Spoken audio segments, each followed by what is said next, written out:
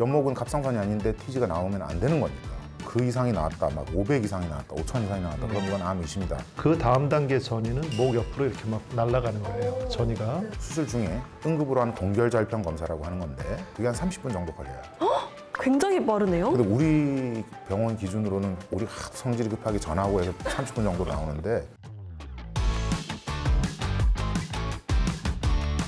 네, 여러분 안녕하세요. 오늘도 갑상선 브로스와 함께합니다. 빅브라더 장항석 교수님, 영브라더 장호진 교수님입니다. 안녕하세요. 이번 시간에는 저희가 지난 시간에 말씀드렸다시피 갑상선 암이 진단되고 난 후에는 어떤 일을 해야 되는지 그 주제를 가지고 이야기를 나눠보겠습니다. 갑상선암 진단은 새침 흡인 검사로 한다고 하셨었잖아요. 저희가 그 카테고리 얘기도 했고, 오늘은 카테고리 5, 6이 진단된 상황이잖아요. 그럼 그때 이제 어떤 일을 해야 되는 건가요? 첫 번째는 저거는 이제 암이라는 생각하에 어떤 치료 계획으로 이제 들어가는 거죠. 그때 좀 못 믿을 수도 있고 그런 이야기를 했는데 믿을 수 있을까요? 어때요? 그래도 세상에 빵과 100은 없다고 하잖아요.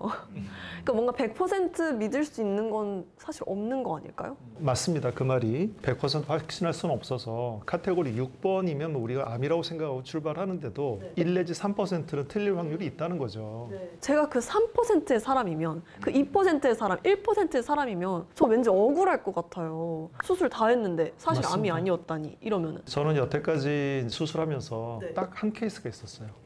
그러니까 저도 당황했고 환자분이 지금 이야기한 대로 대단히 억울해했었어요. 그렇죠. 그런 이제 일이 있었습니다. 그럼 이 진단을 믿어야 하나 말아야 하나 그런 갈등이 생길 것 같아요. 불안한 마음이 생기는 건 뭐 당연하겠죠. 하지만 이 정도 정확한 검사도 없기 때문에 이걸 믿지 않으면 사실은 방법이 없어요. 나는 이제 환자들한테 카테고리 5번, 6번 이런 검사 결과 나오면 암으로 받아들여야 된다고 말씀을 드립니다. 근데 만약에 저라도 제가 5, 6 카테고리가 나왔다고 해도 뭔가 믿기지 않고 나 다른 데서 한 번 더 해볼래 이런 생각이 들 수도 있을 것 같아요. 그런 분들도 있지 않으신가요? 우리 지난 시간에 이제 얘기한 것 같은데 다시 한번 강조하지만 세포 검사에서 갑상선암이라 진단을 할 때는 위음성이 이제 결과가 문제지 다른 건 없어요. 그리고 저번에도 뭐 외국에서 진단을 받거나 했는데 믿질 못하겠다. 5단계, 6단계도 그거는 사실은 믿고 가야 됩니다. 근데 잠깐 여기서 위음성? 그건 뭔가요? 위음성? 슬라이드를 보면서 설명드릴게요. 암 진단 정확도를 보면 위음성 확률이라는 게 있는데 암을 암이 아닌 것으로 진단할 확률이에요. 반대로 위양성은 암이 아닌 것을 암이라 진단할 확률. 말이 굉장히 어렵죠? 뭐지? 약간 수수께끼 같기도 하고 무슨 말인지 약간 헷갈리는 것 같아요. 그걸 이제 환자들이 받아들이기 힘들어하는 건데 바늘로 채취해낸 숫자에 관련된 이야기라서 앞으로 개선이 좀 필요한 부분이 되겠죠. 하지만 정확도가 높기 때문에 암 이제 세침 검사 확률이 그건 이제 위음성, 위양성의 확률은 있겠으나 우리가 그건 받아들여야 되지 않을까 생각이 듭니다. 그럼 이거는 차차 연구를 통해서 개선해 나가야 될 점이라고 생각을 하고, 그럼 그 다음에는 어떤 절차를 밟아야 하나요? 그건 제가 말씀드릴게요. 이제 암의 상태를 알아야지 치료를 어떻게 할 건가를 결정하죠. 그래서 이제 먼저 갑상선암이 어떻게 나타나는지를 한번 보시면 이제 암 자체가 사이즈가 작은 것도 있고요. 작으니까 이제 그 갑상 내부에 있는 경우가 있고 좀 커도 내부에 있는 경우가 있고 좀 작더라도 이렇게 그 피막을 뚫고 나온 경우가 있고 크면 뭐 당연히 뚫고 나왔을 거고요. 우리가 저렇게 뚫고 나온 것들은 정말 주의를 해야 되는 거죠. 또 주의를 해야 될 거는 주변의 임파선으로 전이가 많이 일어나는데 갑상선 근처에 있는 임파선 전이는 꽤 많습니다. 기본적으로. 그리고 그 다음 단계 전이는 목 옆으로 이렇게 막 날아가는 거예요. 전이가 이렇게 퍼진 경우 이거를 다 알고 출발을 해야지 이렇게 정확한 치료를 할 수 있는 거죠. 그 중앙구획이란 부위는 뭐 전이가 한 85% 정도까지는 있어요. 그리고 이제 연목 전이에 대해서는 좀 더 이제 제대로 알아야 되는 거죠. 그럼 어떤 검사를 해야 되는 건가요? 그림에서 이제 열거를 좀 해두었는데 우선 초음파가 가장 기본적인 검사라고 볼 수 있겠죠. 갑상선암의 크기, 피막 침범, 림프절 전이 보기에도 좋은 검사이고 기본적으로는 갑상선암에 있어서는 초음파 검사가 가장 기본이 된다 생각하시면 됩니다. 그다음 CT는 주로 이제 목 CT나 흉부 CT를 찍게 되는데 아까도 설명드렸지만 연목으로 가는 임파선 전이 그리고 주변의 다른 기관들의 침범 이런 걸 보기에는 아주 좋고요. MRI는 주변 기관 침범, 특히나 이제 기도 쪽 침범이 있을 때 아주 유용한 검사라고 보시면 됩니다. 펫스캔을 요새는 이제 환자분들이 많이 문의를 하시는데 이건 사실 원격 전이나 다른 기관으로 전이가 됐을 때 보기에 용이한 검사이기 때문에 펫스캔을 기본적으로 막 찍고 하는 거는 아니라고 저는 생각해요. 성대 검사는 주로 이제 이비인후과에서 저희가 의뢰를 해서 하게 되는데 목소리 내는 성대신경 그쪽에 침범이 되었을 가능성이 있는 사람들에 한해서 성대 검사를 합니다. 그 성대가 제대로 움직이는지 신경이 제대로 역할을 하고 있는지를 먼저 알고 시작을 해야 되겠죠, 수술 전에. 근데 그 모든 사람들한테 하는 건 아니고 성대 신경을 침범했을 가능성이 높은 사람들한테만, 위험한 사람한테만. 그리고 내시경 검사는 기도 내시경이 있을 거고 식도 내시경이 있고 이제 위 내시경이 있을 건데 그건 모두 기도 침범이나 식도 침범 여부를 알기 위해서 수술 전에 미리 검사를 하는 것이죠. 그러면은 일단 기본적으로 갑상선을 검사하는 건 초음파. 초음파죠. 이 옆으로 전이 됐을 때는 CT. 그리고 약간 주변 기관으로 갔을 것 같을 때 약간 기도 이런 쪽으로 했을 때는 MRI를 찍는 건데 제가 이 펫 스캔을 되게 좋은 검사라고 들었어요. 뭔가 한번 쫙 스캔하면 내 몸에 있는 모든 암을 알 수 있다. 저는 이 검사를 처음에 솔직히 하면 좀 더 편하지 않을까라는 생각이 들거든요. 이게 좋은 검사인 건 분명한데 검사 결과가 거기서 뭔가 보인다 그래서 모든 게 암은 아니라는 거죠. 그게 가장 큰 맹점 중에 하나예요. 근데 그 모든 암이 아니고 뭔가 갑상선 암을 제대로 볼 수 없는 거면 펫 스캔을 왜 하는 거예요? 제가 아까 펫스캔이 그렇게 필수적인 게 아니라고 말씀드린 게 뭐냐면 암 초기, 그 분화도가 좋은 암일 때는 잘 나타나지도 않아요. 그 원격 전이가 일어날 정도로 상황이 안 좋거나 세포 분화도가 나쁜 암일 경우에는 나타나겠죠. 그럼 오히려 펫 스캔 합시다 이런 말 안 듣는 게 사실 좋은 그럼요. 거네요. 네. 뭔가 저한테 펫 스캔 하셔야 되겠는데요. 이러면 큰일 났다. 나 좀 큰 암이구나 이렇게 생각을 할 수도 있겠네요. 그 암들의 종류에 따라서는 펫스캔을 꼭 찍어야 되는 암들도 있어요. 그러니까 갑상선 암에서 그렇다는 이야기고요. 아까 암이 아닌데도 암처럼 보인다는 이야기를 언급해서 하나 이제 추가 설명을 드리면 염증 반응에도 밝게 나타나요. 그래서 이게 과민한 검사, 하이퍼 센시티브한 검사여서 오히려 그런 정확도의 문제는 있을 수 있다 이런 이야기였어요. 이런 건 사족인데 미국 드라마 닥터 하우스라는 거 아나요 혹시? 들어보긴 한 것 같아요. 우리는 사실은 이제 닥터 하우스라는 드라마를 되게 재밌게 봤는데 내용을 보면 의사들이 모여서 환자 하나 놓고 고민하는 거예요. 고민하면서 이 검사할까 저 검사할까 계속 고민하고 있는데 거의 뭐 끝날 때까지 그러고 있어요. 근데 우리들 보고 있으면 어우 저 복장 터지기 왜 저러고 있냐 그냥 확 찍어버리지. 아까 MC가 한 이야기가 펫스캔 확 찍지 왜 뭐했어? 라고 하는 이야기잖아요. 네. 근데 정확하게 꼭 필요한 검사를 하자는 그들의 고민은 이제 우리가 인정할 수 있죠. 그래서 아마 지금 이야기한 것들이 우리가 단도직입적으로 직설적으로 들어갈 수 있는 직관적인 검사를 해야지 막 이것저것 다 투망치듯이 검사하는 건 참 나쁜 방법이다 이렇게 생각을 하죠. 그 역시 적재적소에 필요한 검사를 해야 된다 이런 말씀이신 거죠? 펫 스캔을 굳이 한다던가 네. 그게 약간 과잉 진료에 가깝다는 맞습니다. 말씀이신 것 같아요. 예. 그리고 이제 경험이 부족한 의사일수록 아니 막 모르겠거든 경험도 없고 그러니까 뭐 이것저것 다 해보자라고 하는 경우가 있죠. 그럼 아까 그 성대 검사나 내시경 검사는 모든 사람이 하진 않는다고 했잖아요. 그럼 어떤 경우일 때 성대 검사나 그 내시경 검사를 받게 되는 걸까요? 암이 네. 위치가 뭐 사이즈가 커서 그럴 수도 있지만 위치가 나빠서 목소리 신경이 지나가는 길 위에 딱 얹혀져 있다. 근데 목소리 신경이 이제 완전히 다 먹혀서 파괴가 되기 전에는 목소리 신경 침범이 있는데도 목소리가 나오는 경우도 있고요. 또 하나는 서서히 마비가 일어나서 성대 한쪽이 마비가 됐는데 목소리 변성이 있는 걸 모르는 경우도 있어요. 그래서 그런 여러 가지를 좀 알아야 되기 때문에 그런 위험도가 있는 사람들에서는 검사를 하게 되는 거죠. 앞전 시간의 에피소드에서 그 체크리스트 중에 목소리가 이렇게 꺼끌꺼끌하다고 했었잖아요. 뭔가 쉰 목소리처럼. 그럼 그분들도 성대 검사를 받아야 될 확률이 굉장히 높은 거겠네요? 그럼 이런 검사들을 해서 갑상선 병기를 파악한다는 거죠? 다음 그림이 이제 보면 1기에서 4기로 분류한 갑상선암 병기 분류법인데 여기서 보시는 대로 T라는 거 그 글자 보이실 거예요. T 스테이지. 그 이제 종양 병기, 림프절 병기 그리고 림프절 병기를 다 합쳐서 판단하게 되고요. 그리고 기억할 것은 종양 병기 중에서 4기에 해당하는 건데 이렇게 되면 갑상선암은 이전 시간에 이야기한 대로 주변 조직으로 침범이 일어나서 그때서야 증상이 일어난다는 거죠.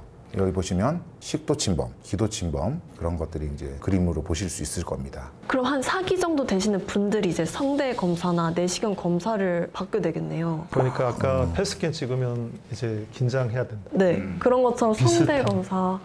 특히 4기라는 거는 보기가 딱 뭐 정확하게 보이죠. 근데 나이가 젊으면 저렇게 돼도 이익이라고 표현하기 때문에 문제가 있고요. 그래서 요새는 저 병기 분류법을 요새는 전혀 좀 다른 방식으로 해요. 한동안은 고위험군, 저위험군만 나누다가 중간 위험군까지 포함해서 이렇게 나누는 방식으로 이렇게 그 분류를 하게 됩니다. 근데 이런 병기 분류가 그냥 병기만 보자고 막 하는 건 아니잖아요. 이런 검사를 했을 때 뭔가 달라지는 게 있을까요? 뭔가 치료법이라던가. 병기에 따라서 치료 방침이 확 틀려져요. 수술 범위, 수술 후 추가적인 치료, 뭐 방사선 교두 치료라든지 호르몬 유지 방침도 달라지기 때문에 정확한 병기 판단이 중요한 겁니다. 제가 듣기로는 그 림프절 전이가 굉장히 중요한 포인트라고 들었어요. 근데 림프절 전이는 수술 후에나 알 수 있는 건가요? 아니면 그 세친 검사를 했을 때 림프절 전이를 알 수 있는 걸까요? 아니면 뭔가 있나요? 사실은 CT 아까 중요하다고 했던 게 임파선 전이가 있는 것들을 놓치지 말자. 다 어떻게 체크해내자. 초음파로 볼 수 없는 부분을 CT가 더 볼 수 있으니까 두 가지를 합쳐서 보는 거예요. 그래서 림프절 전이가 있는데 그건 무작정 다 띄진 않고요. 그것도 이제 갑상선에 했듯이 세친 검사, 아까 중요한 지적을 했는데 그걸 해서 이제 검사를 합니다. 아무거나 다 찌르진 않겠죠. 찜찜하게 생겼어 이러면 그놈을 찔러야죠. 그럼 세친 검사를 했을 때는 저희가 카테고리가 있었잖아요. 그 림프절 전이의 세친 검사를 했을 때도 그런 카테고리가 있는 걸까요? 그렇지는 않습니다. 전이냐 아니냐 이렇게 두 가지로 분류가 되는데요. 진단 정확도는 조금 떨어져요. 갑상선암에서의 그 진단 정확도는 한 95% 정도 된다고 봅니다. 근데 림프절에 대한 세친 검사 정확도는 한 85%. 근데 전 85%면 그래도 꽤나 정확한 느낌으로 느껴지는데 낮은 건가요? 물론 뭐 85% 정도는 정확도가 높다고 볼 수 있는데 사실은 사람 몸에 대한 것이기 때문에 좀 더 정확해야 되는 게 있죠. 그래서 그걸 보완하는 방법들이 많이 연구가 되고 있고 연목, 특히 측경부 임파선 전이 같은 경우는 저번 시간에 제가 주사기를 통해서 그 세친 검사하는 방법을 말씀드렸는데 똑같아요. 이런 바늘로 연목에 의심스러운 부분에 초음파를 갖다 대고 찔러서 세포를 채취하고 이렇게 그다음에 이제 슬라이드를 만들겠죠. 근데 또 하나 보완을 하기 위해서 워시아웃이지. 워시아웃이지? 임파선 이렇게 돼 있다면 세포를 채취하고 거기다 물을 넣어서 약간 이렇게 씻어내는 거예요. 그래서 그걸 갖다가 이제 빼서 우리가 이제 그 TG 수치를 검사하는 건데 연목은 갑상선이 아닌데 TG가 나오면 안 되는 거니까 뭐 어느 정도는 나올 수 있어요. 혈중 그거죠. 농도하고 똑같이는 나올 수 있는 거죠. 근데 그 이상이 나왔다, 막 500 이상이 나왔다, 5000 이상이 나왔다. 그럼 이건 암 의심이다. 세포에서 전이가 없습니다라고 해도 그걸 보고 보완을 하는 거죠. 그럼 그걸 전이가 되었다고 보면 되는 겁니다. 근데 이제 이런 임프절 검사를 했는데 전이가 아니라고 나오면 어떻게 할 건가? 내비두면 되겠죠? 근데 뭔가 찝찝한데요? 그냥 수술을 안 할 사람이면 바늘로 찔러서 세친 검사했어요. 워시아웃 했는데 숫자가 낮아요. 오케이, 그러면 두고 봅시다 하면 돼요. 근데 이왕에 수술할 사람들은 어쨌든 절개해서 들어가니까 그때는 의심스러웠던 그래서 찔렀던 그 임파선을 수술 중에 띄어서 조직 검사를 하자. 이왕에 수술하니까 말이죠. 그렇게 합니다. 근데 조직 검사라는 거는 좀 시간이 꽤나 걸리잖아요. 그럼 수술을 한 후에 그 조직 검사의 결과까지 기다리기가 굉장히 오래 걸릴 것 같은데요? 오늘도 아주 예리한 질문인데 맞아요. 근데 정상적인 조직 검사를 기다리려면 수술 후에 한 1, 2주 걸리겠죠. 그래서 요거는 수술 중에 응급으로 하는 검사가 있어요. 동결절편 검사라고 하는 건데 동결, 절편? 제 머릿속에 절편 떡이 떠올라 버렸는데 저 죄송합니다. 얼리고 절편? 조직을 떼내자마자 바로 병리과에서 액체 질소에 확 담궈요. 그 다음에 잘라요. 그래서 얼린 다음에 절편. 잘라서 슬라이드를 만들어서 보는 거죠. 그게 한 30분 정도 걸려요. 굉장히 빠르네요. 근데 우리 병원 기준으로는 우리 성질이 급하게 전화하고 해서 30분 정도 나오는데 1시간 이상 걸리는 경우도 있어요. 그럼 만약에 수술 중에 의심스러웠던 부분을 떼서 동결 절편을 해봤는데 이게 림프절 전이가 맞다. 그럼 그때 같이 수술하면 되니까 굉장히 그렇죠. 좋은 검사네요, 그렇죠. 이게. 그러면은 딱 다 했으니까 재수술을 할 이유도 없고 굉장히 좋은 검사인 것 같아요, 이게. 정말 좋은 검사죠. 근데 이게 틀릴 확률이 또 있어요. 이 동결절편 검사는 98% 정도 정확도를 가져요. 또 제가 2%가 될까봐 또 걱정해야 되는 맞습니다. 그런 부분이 있는 거네요. 예, 수술 중에 동결절편 검사가 필요한 그 세팅에서 수술하면 정말 100명을 수술하면 한두 명이 꼭 틀려요. 그건 현대과학의 한계이기 때문에 미리 우리가 이제 충분히 설명을 하죠. 이런 일도 있을 수 있습니다. 근데 자기가 당하면 얼마나 속상하겠어요. 그렇죠. 이걸 줄이는 연구가 계속되어야겠네요, 앞으로도. 아직은 아니지만 차차 발전하면서 의학이라는 게 발전하면서 수술 중에 분자 생물학적 검사 같은 게 가능해진 날도 아마 있을 거라고 저는 봅니다. 분자 생물학적 검사라는 건 어떤 건가요? 분자를 검사하는 거죠. 종양 지표가 있고 그런 게 나오면 이건 암이고 어떤 게 나오면 이건 암이 아니고 이런 식의 분류들을 많이 하고 있고요. 근데 지금 결정적인 그런 건 없어요. 네. 대신에 이제 여러 가지를 조합을 하는데 또 이제 비용의 문제가 생기고 시간의 문제가 생기고 이런 게 있는데 빨리 발전을 해야면 좋겠습니다. 오늘 내용을 한번 정리를 해보면 좋을 것 같아요. 아까 보였던 그림을 다시 보시면 저희가 처음에 이런 초음파, CT, MRI, 펫스캔, 성대검사, 내시경 검사 등 이런 검사들을 하고 림프절 전이를 여부를 판단하기 위해서 의심스러운 림프절은 쇄칭 검사를 하고 정확도를 높이기 위해서는 그 와시아웃티지 검사를 하고 그런데도 뭔가 부족하다, 뭔가 찜찜하다 하면은 저희가 수술 중에 동결절편 을 통해서 검사를 할 수 있다고 들었어요. 이렇게 정리해보면 될까요? 맞습니다. 예, 이제는 뭐 이쪽으로 와서 일해야 될 것 같아요. 뭐 거의 전문가 수준인데. 제가 이렇게 스카웃을 당해버리네요. 저희가 이 정도로 정리를 하도록 하고 이쯤에서 마무리할까 하는데 다음 시간에는 어떤 얘기를 하실 거죠? 이제 본격적인 치료로 들어가야죠. 검사를 다 마쳤으니 이제 치료 방법에 대해서 한번 이야기를 해보는 시간을 갖도록 하겠습니다. 저희가 이제 드디어 치료로 들어가네요. 오늘도 고생 너무 많으셨고요. 저희는 다음 시간에 뵙도록 하겠습니다. 감사합니다. 감사합니다. 네.